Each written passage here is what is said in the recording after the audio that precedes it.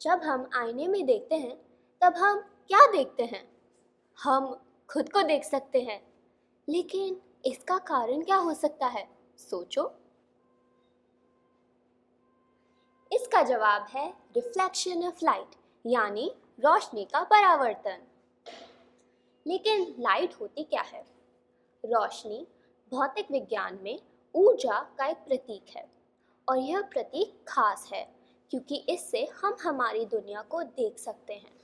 लेकिन दुनिया को देखने की प्रक्रिया में रिफ्लेक्शन ऑफ लाइट एक महत्वपूर्ण भूमिका निभाती है। चलिए जानते हैं कि रिफ्लेक्शन ऑफ लाइट क्या है। सरल शब्दों में किसी सतह से रोशनी का टकराकर वापस आना को रिफ्लेक्शन ऑफ लाइट कहते हैं। इस रिफ्लेक्शन की वजह से हम आईने और पानी में अपने प्रतिबिंब को देख सकते हैं। चलिए इस रिफ्लेक्शन ऑफ लाइट को एक एक्सपेरिमेंट के द्वारा समझते हैं। इसके लिए हमें चाहिए आईना, कांच की पट्टियाँ, लेज़र यानी रोशनी का स्रोत, सफ़ेद कागज़ और कम रोशनी वाला कमरा।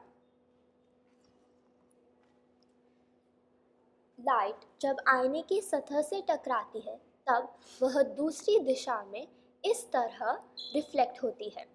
इसकी एक रोचक विशेषता है कि जिस एंगल से वह टकराती है उस एंगल से ही वह रिफ्लेक्ट होती है, यानी angle of incidence I is equal to angle of reflection R।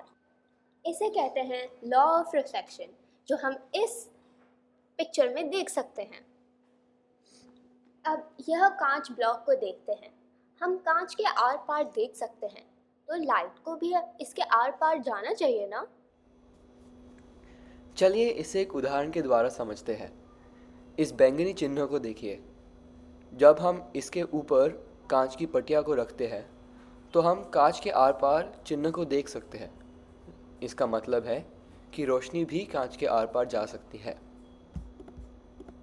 लेकिन एक ऐसी भी संभावना है जहां रोशनी पूरी तरह से इस कांच में बंधी जा सकती है। इस प्रक्रिया को टोटल इंटरनल रिफ्लेक्शन कहते हैं। आइए इसे भी हम एक एक्सपेरिमेंट के द्वारा देखते हैं।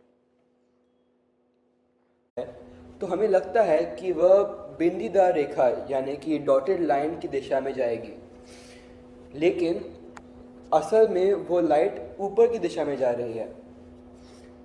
इसका कारण है टोटल इंटरनल रिफ्लेक्शन, क्योंकि लाइट इस ब्लॉक के अंदर से रिफ्लेक्ट होकर दूसरी दिशा में बाहर आती है,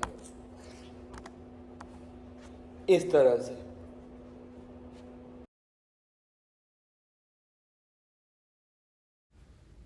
आज हमने सीखा रिफ्लेक्शन, परावर्तन।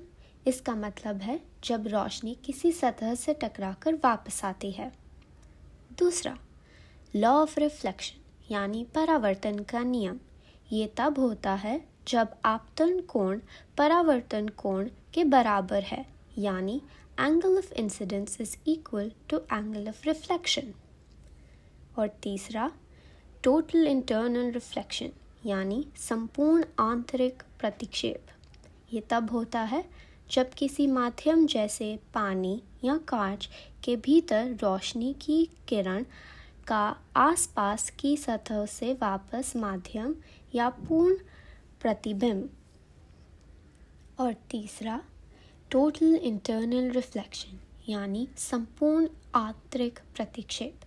ये तब होता है जब किसी माध्यम से जैसे पानी या कांच के भीतर रोशनी की किरण का आसपास की सतह से वापस माध्यम में पूर्ण प्रतिबिंब होता है।